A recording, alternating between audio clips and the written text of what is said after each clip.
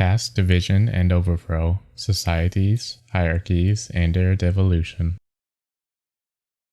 Among almost all peoples and throughout diverse epochs, and with mounting frequency as we approach our times, the wielders of temporal, aka earthly power, have tried, as we have said, to free themselves of all superior authority, claiming to hold their power from themselves alone, and so to separate completely the spiritual from the temporal,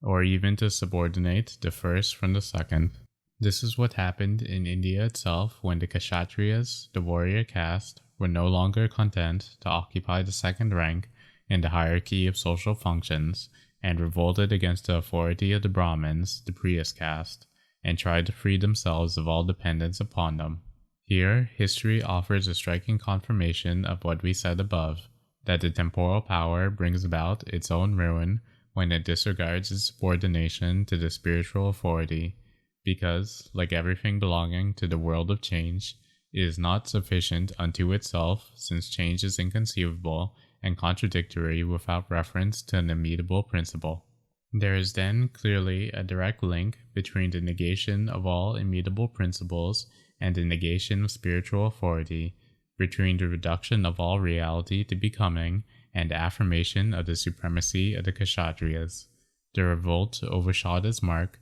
and the Kshatriyas were not able to stop it at the precise point where they could have reaped advantage from what they had set in motion. It was the lowest caste that really profited from it, and this can easily be understood, since, once on the way down such a slope, it is impossible not to descend all the way to the bottom.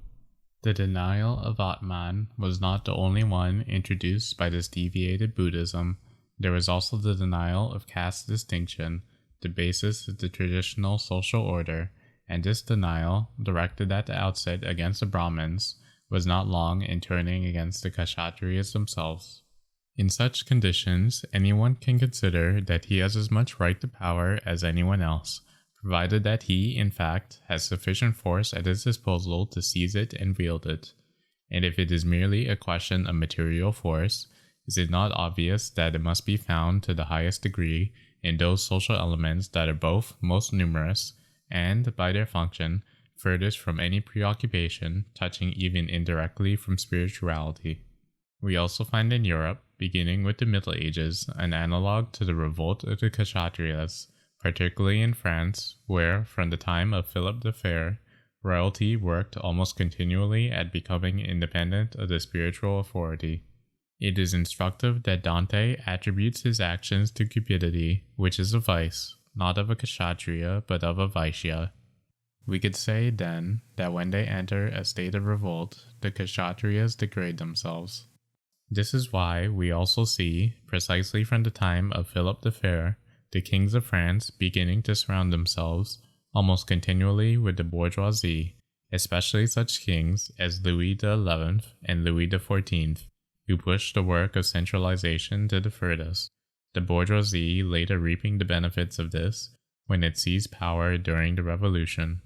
It was, in fact, from the 14th century that nations began to form through that centralization we just spoke of. It is right to say that the formation of the French nation in particular was the work of its kings, but in doing this they unwittingly prepared their own ruin.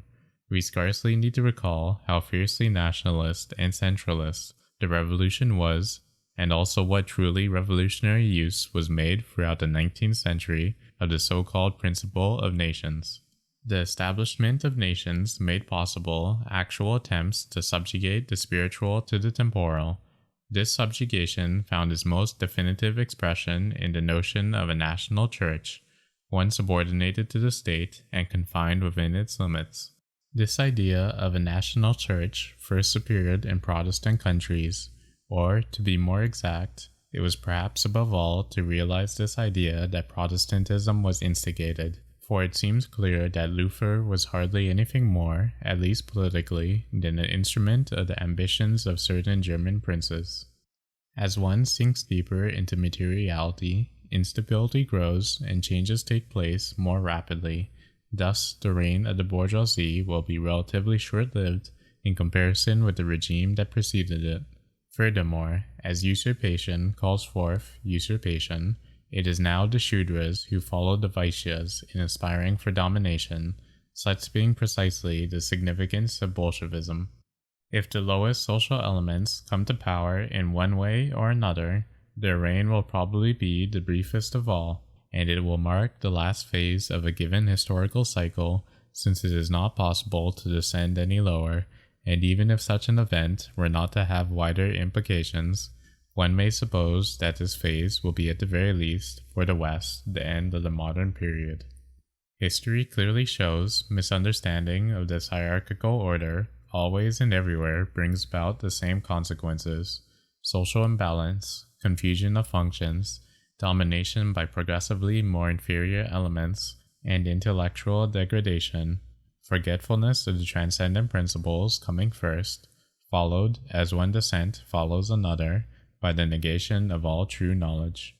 According to Far Eastern doctrine, justice is composed of the sum of all injustices, and in the total order, all disorders are compensated by other disorders. This is why the revolution that overthrows the monarchy is both the logical result and the punishment of the prior revolt of that same monarchy against spiritual authority.